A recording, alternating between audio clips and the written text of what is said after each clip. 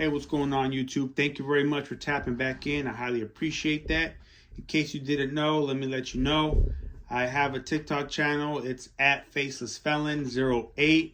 It dedicates itself to prison slang terms and little prison war stories here and there. Okay, so make sure you go ahead and check my TikTok out.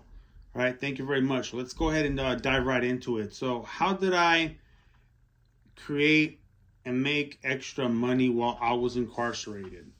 So, my first job was a porter, right? Which, to give you a brief explanation, was someone who took care of the cleaning inside of the dorms, right? In a future video, I'll go ahead and describe how, the cleaning situation went down in the dorms. But I used to get my hands on cleaning supplies, anything from buckets, from brushes, to liquid and powdered bleach, right? Soap, right? I would go ahead and get my hands on all that, right? Cleaning supplies I would be able to get, right? The porters were your people on the yard, right? And toilet paper does fall under cleaning supplies, and so does the bars of soap that you would shower with. So I could get my hands on those. Those were the most popular items, right?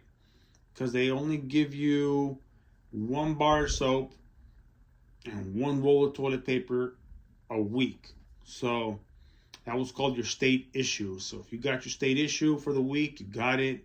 If you didn't, you missed out. You would have to go ahead and talk to one of your people to go ahead and get you a bar of soap and toilet paper. So I would go ahead and sell the roll of toilet paper for a soup.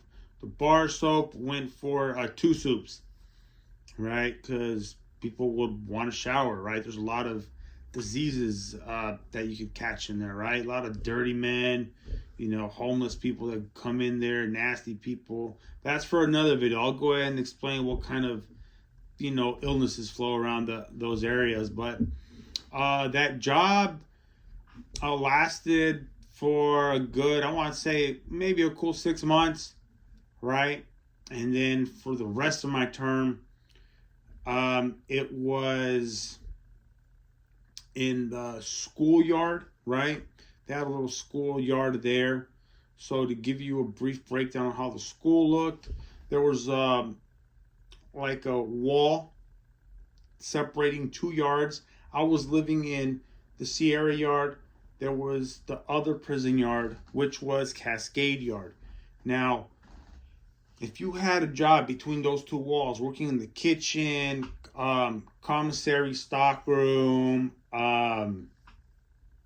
laundry room, any of those jobs, you would be making good money, because that was the only way people from Cascade yard could pass or send anything from yard to yard, right?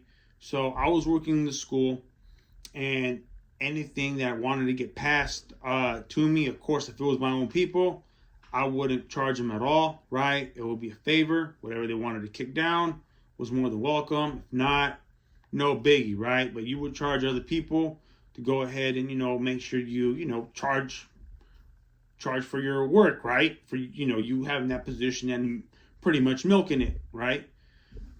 So I would pass anything from, illegal contraband, right? Rather it be a cell phone charger, right? Weed, okay?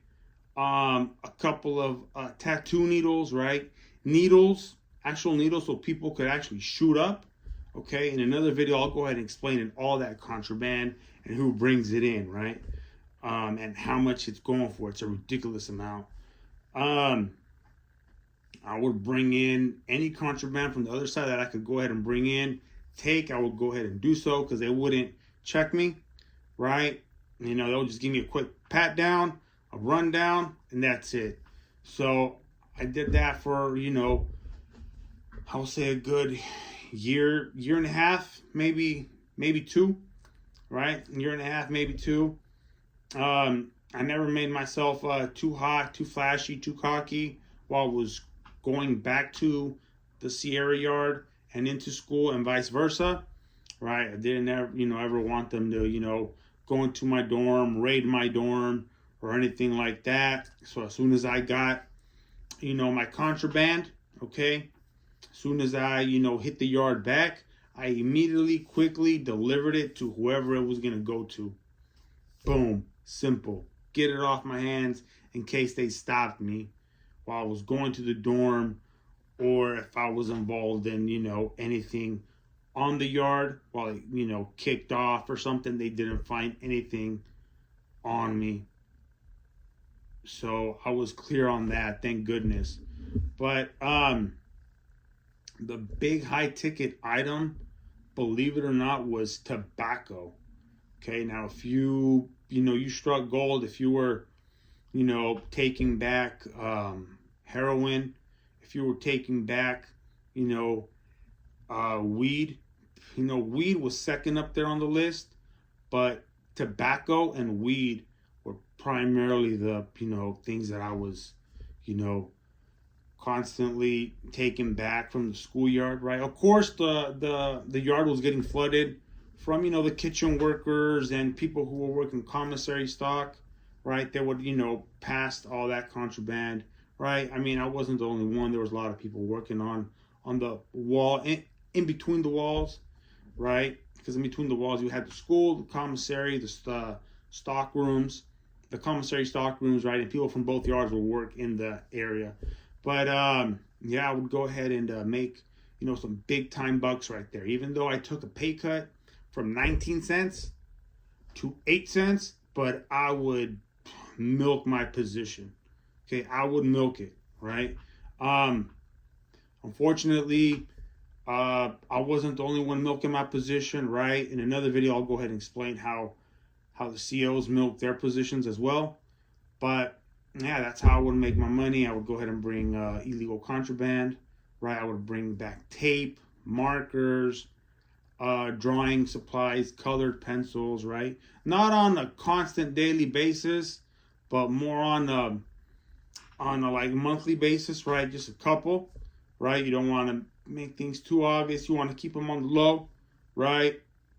But the big money makers, once again, was in this order: tobacco, and then weed, right? Those were the big money makers I will be go ahead and constantly bringing back and forth to both yards. So thank you very much once again. If you like my video, go ahead, please subscribe to my channel. I'll go ahead and be giving you guys, my insights and my stories on what went down on my time while I was in Susanville, right? Please go ahead, like, subscribe, follow, leave a comment.